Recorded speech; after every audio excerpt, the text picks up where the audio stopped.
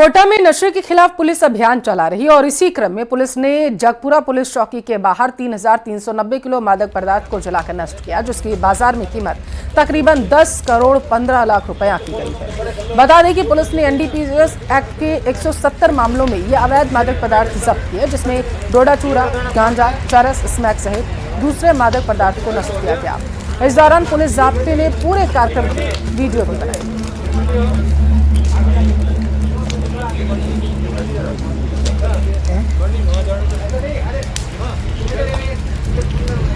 कोटा में railway officer colony में DRM के सरकारी आवास में भारी भरकम कोबरा घुसने की वजह से हड़कंप मच गया है। सुरक्षा कर्मियों सहित अन्य स्टाफ ने कोबरा को भगाने का प्रयास किया, लेकिन कामयाब नहीं हो पाया, जिसके बाद सांप पकड़ने वाले को बुलाया गया। मौके पर पहुंचे स्नेक कैचर ने कड़ी मशक्कत के बाद 5 फीट लंबे कोबरा को पकड़ा और उसके बाद उसे घने जंगल में छोड़ दिया।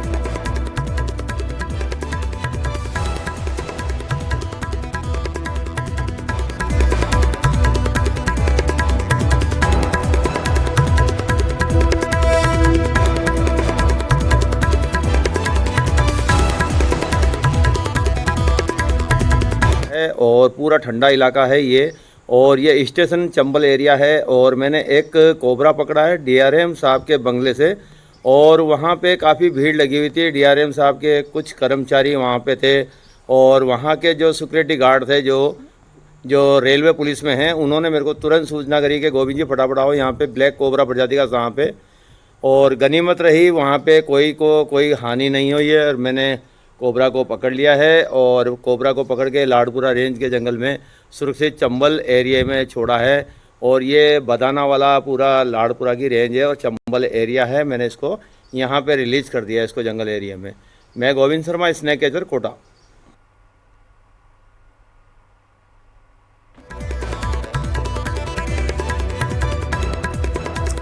तो कोटा में उस वक्त हड़कंप मच गया जब सांप एक देखा गया, बताया जा रहा है। हालांकि जैसे ही सांप की सूचना मिली तो रेलवे ऑफिसर कॉलोनी में हड़कंप मच गया। मामले की सूचना स्नेक कैचर को दी गई है। स्नेक कैचर मौके पर पहुंचे और सांप को पकड़ा गया।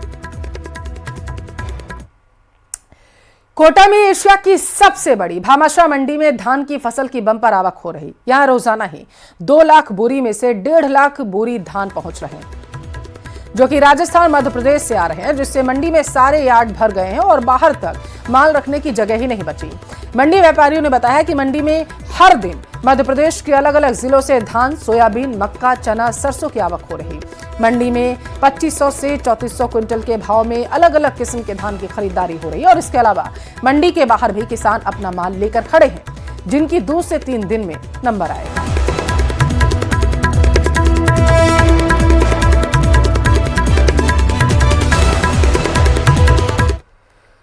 सिरोही के पिंडवाड़ा इलाके में एक युवक पर अचानक भालू ने हमला कर दिया, जिससे वो गंभीर रूप से घायल है। जानकारी के मुताबिक युवक सुबह खेत की तरफ गया था, जहां अचानक झाड़ियों के पीछे छुपे हुए भालू ने उस पर हमला कर दिया।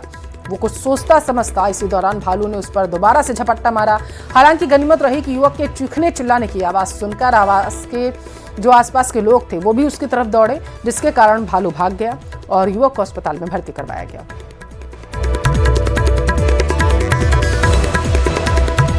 तस्वीरें आपके टेलीविजन स्क्रीन पर हैं। लाल घेरे में जो भालू आपको दिखाई दे रहा है, बताया जा रहा है कि यही वो भालू है जिसने युवक पर हमला किया था। युवक किसी कार्यवश सुबह सुबह खेतों में गया हुआ था। इसी दौरान बताया जा रहा है कि उस पर भालू ने हमला कर दिया, जो झाड़ियों में छिपा हुआ बैठा हुआ था। हालांकि युवक ने खुद को बचाने की कोशिश की। इस दौरान भालू ने दोबारा उस पर हमला कर दिया। बताया जा रहा है कि युवक जब चीखा चिल्लाया तो उसके बाद आसपास के जो लोग वहां पर एकत्रित थे वो वहां पर पहुंच गए युवक के पास, और बहुत सारे लोगों को देख के भालू घबरा गया और वो वहां से भाग खड़ा हुआ। हालांकि इसी दौरान किसी व्यक्ति ने वहां पर जो मौजूद था उसने इस पूरे मामले का वीडियो भी बना लिया है, जो आप अपने टेलीविजन स्क्रीन पर देख पा रहे हैं। राजस्थान उपचुनाव में सीएम भजनलाल शर्मा का जादू चल चुका है। बीजेपी ने 7 में से 5 सीटों पर अपना कब्जा जमा लिया। मुख्यमंत्री ने उपचुनाव में बीजेपी की जीत पर प्रदेश की जनता का आभार जताया। उन्होंने कहा कि राजस्थान की जनता के बीच काम करके हमने उनका विश्वास जीता। चुनाव में बीजेपी को 15% वोट ज्यादा मिला। साथ ही उन्होंने कहा है कि कांग्रेस ने झूठ और लूट की राजनीति की।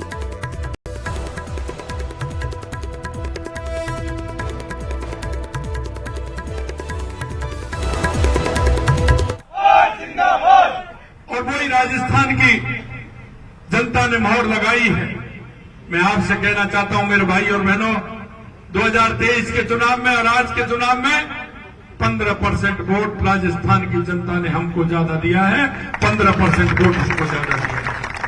और मैं कहना था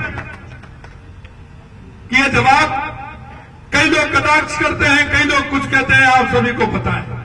मैंने कहा कि मैं कुछ कहने वाला नहीं हूं, क्योंकि एक संगठन के कार्यकर्ता होने के नाते जो राजस्थान की जनता को विश्वास दिलाया है, राजस्थान की जनता को जो विश्वास दिलाया और जो कहा है, हमने कहा वो हम करके दिखाएंगे।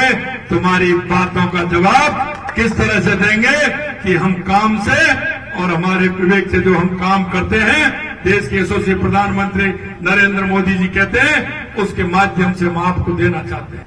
क्योंकि आपने हमेशा झूठ की और लूट की राजनीति की है, हमेशा भ्रम पैदा करने की राजनीति की है।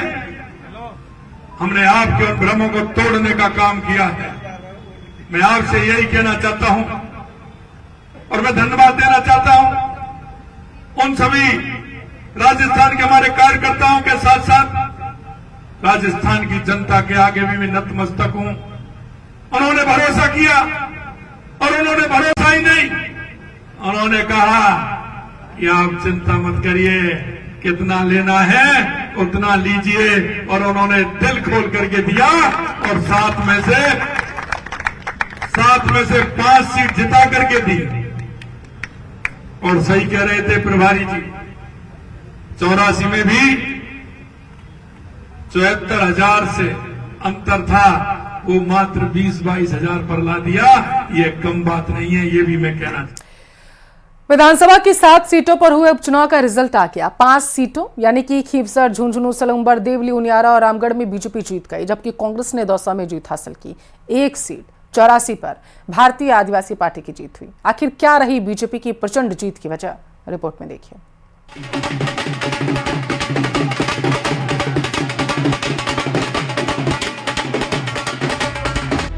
दांव का दंगल, बीजेपी का मंगल, अपेक्षाओं को आयाम, कामयाबी का कीर्तिमान, जीत धारदार, जश्न जोरदार।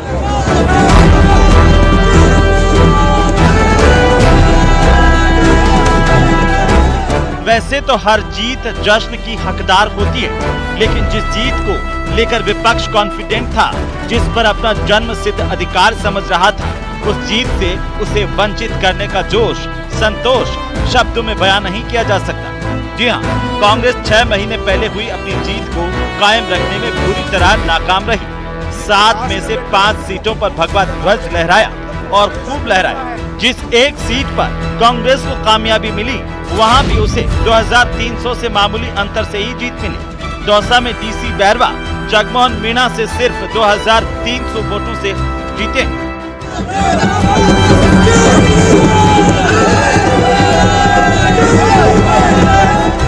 इस कामयाबी का सेहरा सीएम भजनलाल शर्मा के सिर बनता है। झुंझुनू में कमल खिलाने वाले भाजपा प्रत्याशी राजेंद्र भांबू कहते हैं कि भजनलाल सरकार के 11 महीने की उपलब्धियों ने ही उनकी जीत की राह आसान की। निश्चित रूप से 11 महीने के काम पर, उसमें भी विशेष रूप से यमुना जल समझौता, जो कि पिछले साल से लंबित पड़ा था, और आने वाले 8 महीने के अंदर ही माननीय भजनलाल जी ने और केंद्र की सरकार और हरियाणा की सरकार ने हमें पेयजल बनाया, वो झुंझुनू के लिए लाइफ लाइन सिद्ध हो रहा है। और आने वाले समय में मैं निश्चित रूप से सिंचाई का पानी भी उपलब्ध कराऊंगा, जनता को ये बात के लिए आश्वस्त करता हूँ। और विकास की जो भारतीय जनता पार्टी की रणनीति है, उस पर भी मोहर लगाई है। जमीनी जिताऊ और सर्वप्रिय चेहरे पर दांव, खींवसर, सलूंबर, रामगढ़, झुंझुनू में बागियों को मनाया। कार्यकर्ताओं का मनोबल बढ़ा, पार्टी की एकजुटता का संदेश गया। अपनी देखरेख में प्रचार सामग्री तैयार कराई, तर्क और तथ्य से हर बार का पलटवार किया। नामांकन के समय पहुंचकर प्रत्याशियों का हौसला बढ़ाया। 7 सीटों पर विभिन्न स्तर की बैठकें आयोजित की। सामाजिक आधार पहचान कर महत्वपूर्ण नेताओं को जिम्मा सौंपा। बूथ स्तर पर शानदार माइक्रो मैनेजमेंट किया। प्रचार में लगे पदाधिकारियों से लगातार संपर्क में रहे। 4 बागियों को मनाना, 14 चुनावी सभाएं, 44 सामाजिक बैठकें, सैकड़ों मुलाकातें और हजारों फोन कॉल्स का जलवा रहा। दूसरी ओर कांग्रेस को अंदर खाने चल रही गुटबाजी और प्रचार से बड़े नेताओं की दूरी का खामियाजा भुगतना पड़ा। Bureau report, news 18 Rajasthan.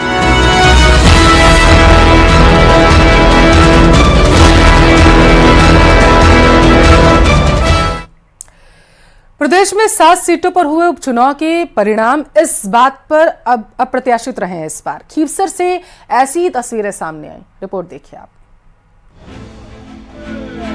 जिस खुशी की उम्मीद न हो वो झोली में आ गिरे तो आंखें छलक ही पड़ती हैं। तस्वीरें खींवसर के चुनावी समर में इतिहास रचने वाले बीजेपी के रेवंत राम डांगा की है।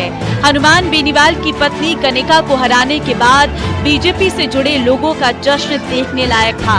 कार्यकर्ताओं और पदाधिकारियों ने रेवंत राम को सिर माथे पर बैठा लिया, एक नायक की तरह स्वागत सत्कार किया। एक तो ऐतिहासिक जीत, ऊपर से अभूतपूर्व स्वागत, भावनाएं कहां संयत रह पाती हैं। इस बार हमने चुनाव नहीं जीता है, खीवसर की आम जनता ने चुनाव जीता है।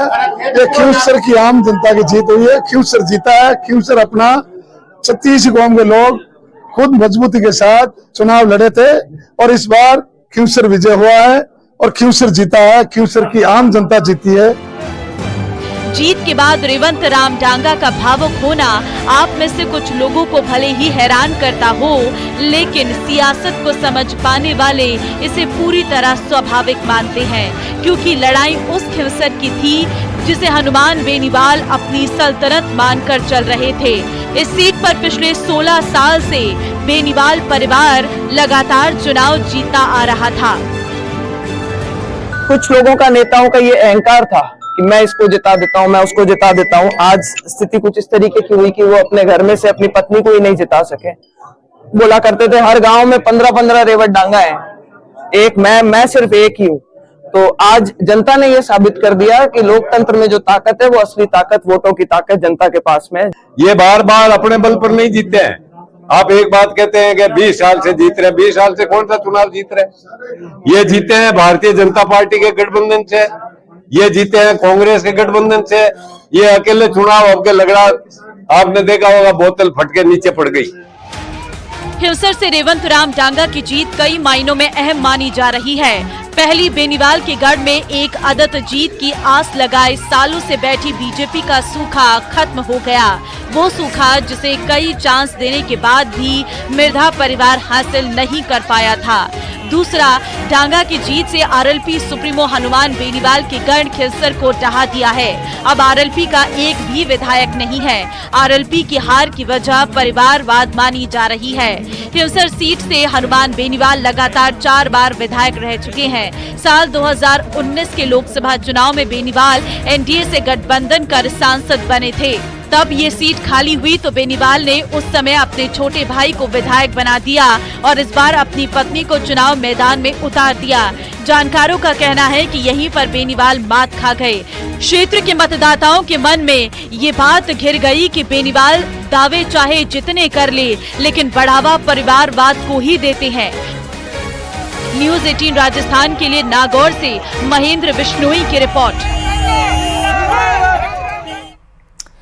और अब बात झुंझुनू की, जहां पर बीजेपी ने अभी तक की सबसे बड़ी जीत हासिल की। बीजेपी के राजेंद्र बाबू ने कांग्रेस के अमित ओला को 42,000 से ज्यादा वोटों से हरा दिया।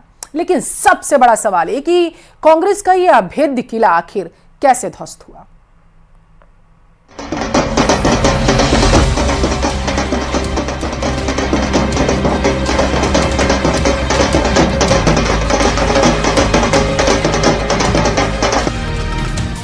अपने गढ़ में कांग्रेस की हुई हार, अभेद्य किले में कैसे आई दरार।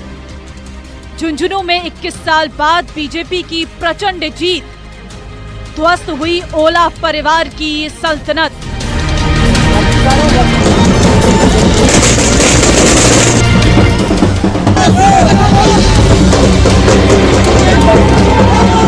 सात सीटों पर हुए उपचुनाव में कांग्रेस को सबसे तगड़ा झटका झुंझुनू में लगा। शनिवार सुबह बीजेपी प्रत्याशी राजेंद्र बाबू समर्थकों के साथ बगड़ रोड स्थित गणेश मंदिर पहुंचे और विघ्न विनाशक की पूजा अर्चना की।